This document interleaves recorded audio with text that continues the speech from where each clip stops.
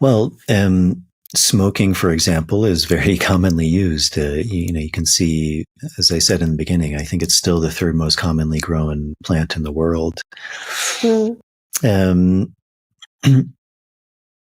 Unfortunately, again, with cigarettes, as I said, they're cured in a different way, which is probably not the best for the health because you inherently begin to take it into the lungs.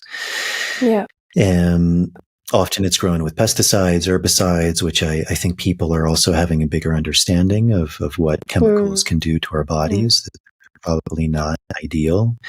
And especially if you're taking those chemicals into your lungs, it's again probably not ideal. And especially when you consider the fact that cigarettes have many chemicals added to them. The exact number I think is up for debate, but I've heard around 6,000 chemicals are added to them, and when you combust that, it could be potentially up to 8,000 chemicals. So, and I think many people often, because of education, realize that cigarettes can be detrimental to the health. Now, also what I'm going to say may be controversial, but it's interesting. I find that even many scientists or doctors also get very lazy when they're thinking about these things. Because, for example, I can't tell you how many times I've heard a medical doctor use interchangeably tobacco and cigarettes as if they're the same thing, and they're not. It's completely different. Yeah. It would be like saying beef is bad for you, but not differentiating, well, is it corn-fed? Is it grass-fed? Is it free-range? Is it being filled with antibiotics? Is the cow eating a bunch of chemicals? How is it being killed?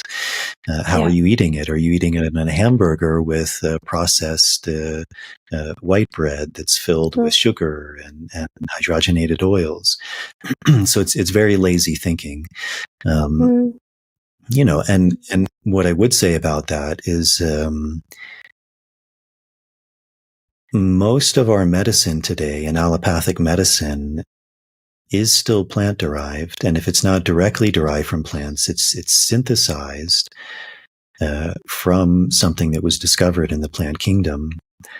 And almost all of those came from people and people who understood the medicinal benefits of those plants.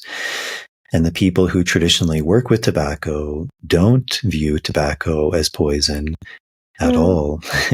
Quite the opposite. Not only do they view it as a medicine, they view it as a medicine of the highest order.